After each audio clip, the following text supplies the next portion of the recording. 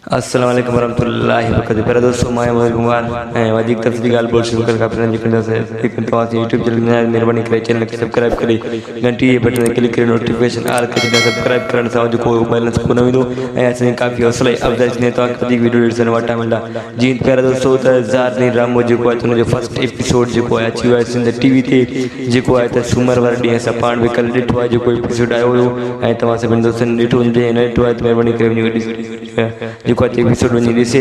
जी प्यारे दोस्तों, तमामु बहितरीनु स्टोरी हो जेको हिन में सिंध बारे में सिंध जे पुराणे दौर जे वारनि वांगुरु ही स्टोरी आहे। जीअं त प्यारे दोस्तों, ड्रामो जेको आहे तमामु बहितरीनु ड्रामो आहे ऐं हिन ड्रामे खे सूमर खां वठी जुमे ताईं हलायो वेंदो ऐं हिन ड्रामे जेका क़िस्तूं आहिनि महीने में सिर्फ़ु 20 क़िस्तूं ईंदा।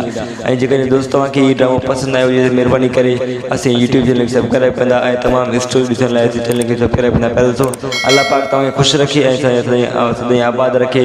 उन्हनि दोस्तनि खे गुज़ारिश कंदा महिरबानी करे चैनल खे सब्सक्राइब कंदा। प्यारे दोस्तों, जी तमामु बहितरीनु ड्रामो आहे। तव्हां बि हिन ड्रामे खे ॾिसणु चाहियो था सिंध टीवी ते वञी करे हुन ड्रामे खे ॾिसी सघो था। बाक़ाइदो जेको केर बि अपलोड कंदो त उन्हनि खे कॉपीराइट स्ट्राइक अची वेंदो। पर इन बाबति तव्हांखे मां ॿुधाए छॾियां थो ऐं वधीक जेको आहे त सिंधी ड्रामो जेको आहे तमामु बहितरीनु ड्रामा आहिनि ऐं तव्हांखे मां इहा गुज़ारिश कंदुमि त जेकॾहिं को बि दोस्त सिंधी ड्रामो भरणु थो चाहे या सिंधी ड्रामो मोबाइल में एडिटिंग करणु चाहे थो त पंहिंजे असांजे हिन वीडियो जे हेठो कमेंट कंदा त काफ़ी दोस्त जेकॾहिं कमेंट कंदा त उन्हनि जो राय ॾिसी करे असां वीडियो ठाहींदा आहियूं त सिंधी फिल्म जेको आहे त कीअं ठाहिजे, कीअं मोबाइल में एडिटिंग कजे, म्यूज़िक वग़ैरह कीअं एडिट कजनि सिर्फ़ु मोबाइल में मां तव्हांखे ठाहे सेखारींदुमि। ऐं जेकॾहिं तव्हांखे मुंहिंजो वीडियो पसंदि आयो हुजे त महिरबानी करे चैनल खे सब्सक्राइब कंदा। पर दोस्तों, जी गुज़ारिश त काफ़ी दोस्त चैनल ते ईंदा आहिनि ऐं वीडियो ॾिसंदा आहिनि, चैनल खे सब्सक्राइब न कंदा आहिनि। बहरहाल मां हिननि दोस्तनि खे इहा गुज़ारिश कंदुमि महिरबानी करे असांजे चैनल खे सब्सक्राइब कनि। पर दोस्तों, जेकॾहिं सब्सक्राइब न कंदा त अलाह उन्हनि खे ख़ुशि रखे, जेको कंदा उन्हनि खे बि अलाह ख़ुशि रखे।